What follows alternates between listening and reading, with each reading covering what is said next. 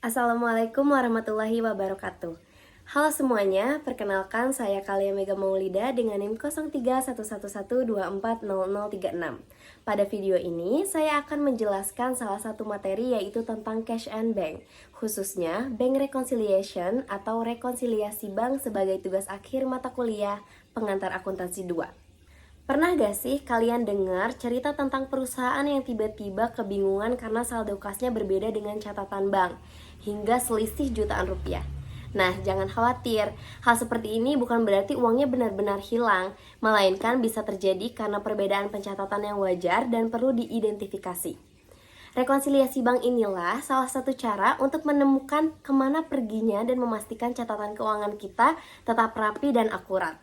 Biasanya salah satu sebab perbedaan saldo adalah kegagalan mencatat transaksi dengan benar dan tidak melakukan rekonsiliasi secara rutin. Nah, pengertian dari rekonsiliasi bank sendiri adalah daftar transaksi dan jumlahnya yang menyebabkan saldo kas yang dilaporkan pada laporan bank berbeda dari kas pada pembukuan perusahaan. Rekonsiliasi bank juga merupakan analisis informasi dan jumlah yang menyebabkan saldo kas yang dilaporkan dalam rekening koran berbeda dari saldo kas dalam buku besar, dan bertujuan untuk menghasilkan saldo kas yang sesuai. Untuk menjaga keamanan kas, biasanya perusahaan menggunakan jasa bank. Setiap setoran dan pengambilan dengan cara mengeluarkan cek yang akan tercermin dalam rekening koran. Maka setiap bulan bagi accounting harus mencocokkan rekening koran dengan catatan perusahaan. Pada umumnya, sebab-sebab terjadinya perbedaan antara rekening koran dengan catatan perusahaan adalah: yang pertama, perusahaan telah mencatat suatu transaksi sedangkan bank belum mencatat transaksi. Yang termasuk ke dalam kelompok ini adalah yang pertama, setoran dalam perjalanan atau deposit in transit atau disingkat menjadi DIT, yaitu setoran yang sudah dicatat oleh perusahaan tetapi belum tercatat di bank. Contohnya, perusahaan setor uang di hari Jumat sore, tetapi bank sudah tutup dan baru memprosesnya pada hari Senin. Lalu yang kedua, ada cek yang masih beredar atau outstanding check atau disingkat menjadi OSC, yaitu cek yang sudah dicatat sebagai pengeluaran perusahaan tapi belum dicairkan oleh penerima ke bank. Contohnya, vendor menerima cek tapi belum sempat ke bank untuk mencairkannya. Lalu yang ketiga, ada cek kosong atau not sufficient funds atau disingkat menjadi NSF, yaitu cek yang diterima perusahaan tapi ditolak bank karena saldo penerimanya tidak cukup.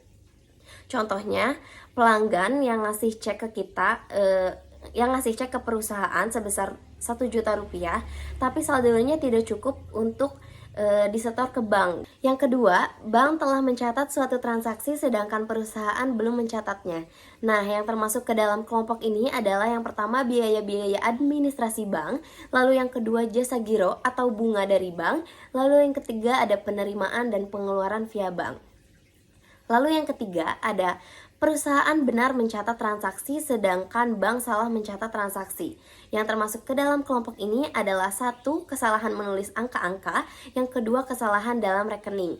Lalu yang keempat, ada sebaliknya, bank benar mencatat transaksi sedangkan perusahaan salah mencatat transaksi.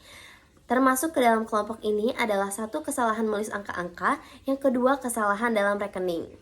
Dalam penyusunan rekonsiliasi bank, kita harus bisa membedakan mana transaksi yang merupakan penambahan dan pengurangan. Pengelompokan transaksi tersebut adalah sebagai berikut. Penambahan adalah transaksi yang menambah saldo bank atau buku kas perusahaan, misalnya satu, jasa giro bank, yaitu bunga yang diberikan bank atas saldo giro. Lalu yang kedua, ada penagihan notes. Jadi penagihan notes ini adalah bank menagih piutang wesel atas nama perusahaan. Yang ketiga, ada deposit in transit, yaitu setoran yang sudah dicatat perusahaan tetapi belum tercatat di bank. Lalu ada pengurangan. Pengurangan ini tentunya mengurangi saldo di suatu transaksi. Nah, yang pertama ada biaya administrasi, yaitu biaya layanan bank. Lalu yang kedua ada NSF, yaitu cek yang disetor tetapi ditolak oleh bank karena saldonya tidak cukup. Lalu yang ketiga ada transfer, yaitu dana keluar via transfer yang belum dicatat. Lalu yang keempat ada outstanding check, yaitu cek yang sudah diterbitkan perusahaan tapi belum dicairkan oleh penerima, sehingga bank belum mengurangi saldonya. Selain pengelompokan yang tadi sudah kita bahas, yang harus kita mengerti juga transaksi-transaksi mana saja yang mempengaruhi perkiraan bank dan perusahaan. Komponen-komponen penyesuaian dalam rekonsiliasi bank dipisah menjadi dua. Yang pertama penyesuaian pada catatan perusahaan dan yang kedua penyesuaian pada catatan bank.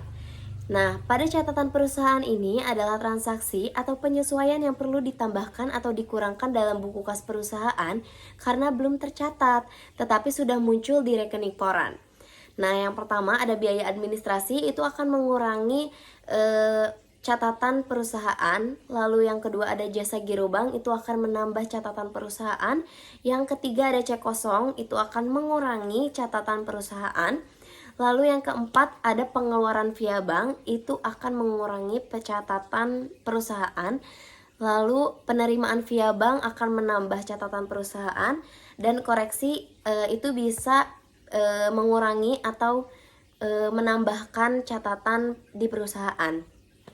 Lalu yang kedua ada catatan bank. Catatan bank ini adalah penyesuaian untuk merekonsiliasi saldo saldo di rekening koran bank ke saldo buku perusahaan. Biasanya bukan salah bank, tapi perbedaan waktu pencatatan saja. Nah, yang pertama itu ada setoran dalam perjalanan, itu akan menambah catatan di bank. Lalu yang kedua ada cek beredar, itu akan mengurangi catatan di bank. Lalu yang ketiga ada koreksi, itu bisa menjadi menambahkan atau mengurangi catatan di bank. Nah, selanjutnya kita akan masuk ke contoh soal. Pada tanggal 30 April 2010, PT Laris memiliki saldo kas di perusahaan sebesar 4.500.000, sedangkan saldo kas menurut catatan bank sebesar 5.200.000. Nah, di slide ini kita lihat inti masalahnya. Ternyata saldo kas versi perusahaan dan versi bank memiliki perbedaan. Perusahaan nyatanya mencatat 4.500.000, sedangkan bank mencatat 5.200.000. Jadi kita harus cari tahu kenapa bisa beda. Disinilah fungsi rekonsiliasi bank, yaitu untuk menjelaskan dan mencocokkan selisih saldo. Adapun perbedaan-perbedaan tersebut adalah sebagai berikut. 1. Untuk bulan April 2010, bank telah memberi bunga sebesar 45.000 dan juga membebani perusahaan berupa administrasi bank sebesar 50.000. Nah, ini penyebab pertama perbedaan saldo antara catatan perusahaan dan catatan bank. Bank menambahkan bunga giro sebesar 45.000 ke rekening perusahaan, tapi bank juga memotong biaya administrasi sebesar 50.000. Masalahnya, perusahaan belum mencatat dua transaksi ini. Jadi di pembukuan perusahaan, saldo masih belum sesuai. Seperti yang sudah dijelaskan tadi bahwa jasa giro atau bunga bank itu akan menambah di perusahaan dan biaya administrasi itu akan berkurang di perusahaan. Artinya nanti perusahaan harus mengupdate di penambahan. Kita catat jasa giro bank sebesar 45.000 dan di pengurangan kita catat biaya administrasi sebesar 50.000. Lalu yang kedua, perusahaan telah menerima pengiriman dari langganan sebesar 2.360.000, tetapi jumlah tersebut belum dicatat oleh bank. Nah, ini disebut dengan deposit in transit atau DIT alias setoran dalam perjalanan. Ini adalah penyebab kedua dari perbedaan catatan perusahaan dan bank. Perusahaan sudah mencatat uangnya sebesar 2.360.000 dari pelanggan, tapi bank belum mencatatnya. Artinya, uang sudah dicatat di buku perusahaan, tapi belum kelihatan di rekening bank karena mungkin masih proses masuk. Nah, jika ingin menyesuaikan saldo bank ke saldo perusahaan, kita perlu menambahkan DIT ini ke catatan bank. Yang ketiga, bank telah menagihkan piutang perusahaan sebesar 2.875.000. Nah, di sini bank sudah membantu menagih piutang kita dari pelanggan sebesar 2.875.000, tapi perusahaan belum mencatat penambahan ini di pembukuannya. Artinya, nanti perusahaan harus menambahkan transaksi ini biar saldonya sesuai. Di sini kita lihat di kolom perusahaan terdapat penambahan atas penerimaan via bank sebesar Rp2.875.000. Keempat, bank telah membayar hutang perusahaan sebesar 600.000, tetapi hal ini belum dilaporkan ke perusahaan. Nah, karena bank sudah membayarkan hutang perusahaan senilai 600.000, tapi perusahaan belum tahu atau belum mencatat pembayaran ini, jadi nanti perusahaan harus mengurangi saldonya untuk transaksi ini. Di tabel perusahaan muncul tambahan pengurangan, yaitu atas pengeluaran via bank sebesar 600.000. Lanjut yang kelima, perusahaan telah mengeluarkan selembar cek sebesar 800.000 namun belum dicairkan.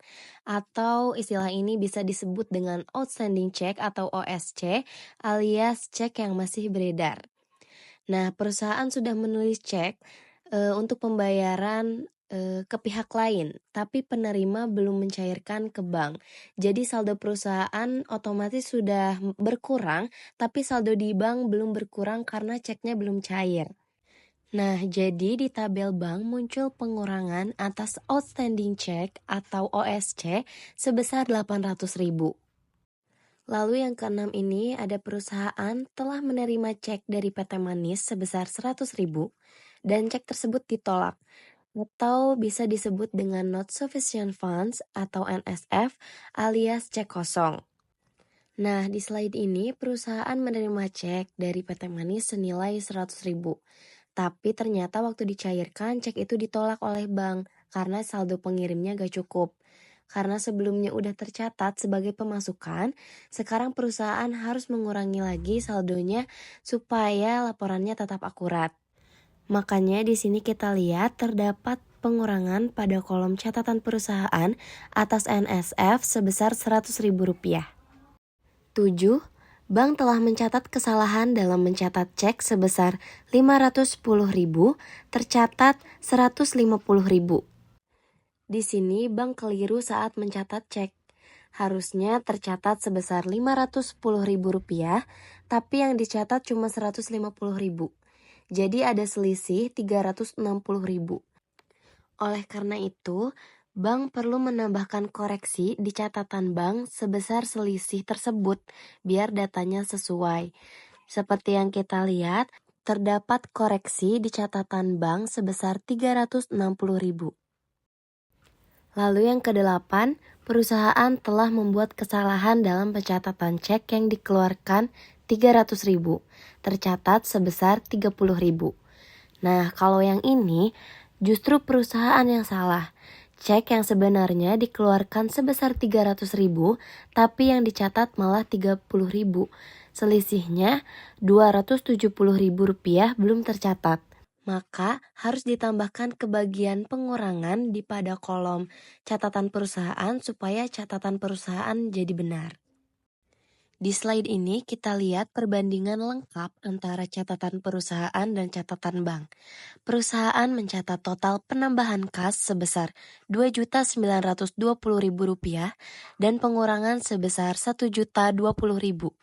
Sedangkan bank mencatat penambahan Rp2.360.000 dan pengurangan Rp1.160.000. Setelah dikalkulasikan, saldo akhir keduanya sama-sama Rp6.400.000. Artinya, proses rekonsiliasi berhasil karena semua perbedaan seperti cek ditolak, biaya administrasi, kesalahan pencatatan, dan yang lainnya sudah disesuaikan. Nah, setelah tadi kita sudah menyusun rekonsiliasi bank, langkah selanjutnya kita membuat jurnal umum. Nah, jurnal umum ini untuk mencatat transaksi-transaksi selama bulan April 2010. Tiap transaksi dicatat sesuai dengan prinsip debit dan kredit. Perlu dicatat, jurnal ini hanya mencerminkan transaksi dari sisi perusahaan saja. Jadi, semua pencatatan di sini berdasarkan apa yang diketahui dan dicatat oleh perusahaan, bukan dari data bank. Pada tanggal 1 April, perusahaan menerima pendapatan bunga dari bank sebesar Rp45.000. Karena itu, kas bertambah, dicatat di sisi debit dan pendapatan bunganya dicatat di sisi kredit. Masih di tanggal yang sama, perusahaan dikenakan biaya administrasi bank sebesar Rp50.000. Di sini, biaya administrasi masuk ke debit sebagai beban, dan kas perusahaan berkurang, jadi dicatat di kredit. Lanjut ke tanggal 3 April. Perusahaan menerima pelunasan piutang sebesar Rp2.875.000. Karena kas kita bertambah, dicatat di debit, dan piutang berkurang dicatat di kredit. Tanggal 4 April, perusahaan membayar utang sebesar Rp600.000. Karena utang berkurang, jadi dicatat di debit, dan kas juga berkurang, jadi dicatat di sisi kredit. Tanggal 6 April, perusahaan mengalami kasus cek ditolak sebesar Rp100.000. Ini berarti penerimaan sebelumnya tidak jadi masuk, maka piutang kembali dimunculkan di debit dan kas dikurangi lewat sisi kredit. Dan yang terakhir, tanggal 8 April. Ini untuk koreksi karena perusahaan sebelumnya salah mencatat pengeluaran cek. Harusnya 300.000, tapi cuma dicatat 30.000. Jadi selisihnya 270.000. Kita catat sebagai pengurangan kas di kredit dan di sisi debit masuk ke akun utang. Nah, itu tadi penjelasan mengenai rekonsiliasi bank dan pencatatan jurnal. Dari sini kita tahu bahwa perbedaan catatan bisa terjadi, baik dari pihak perusahaan maupun bank. Dan dari sini juga kita bisa lihat pentingnya mencocokkan catatan perusahaan dan catatan bank. Tapi yang penting adalah bagaimana kita mencatat dan menyesuaikan dengan benar. Semoga penjelasan ini bisa memberikan gambaran yang mudah dipahami. Terima kasih atas perhatiannya. Wassalamualaikum warahmatullahi wabarakatuh.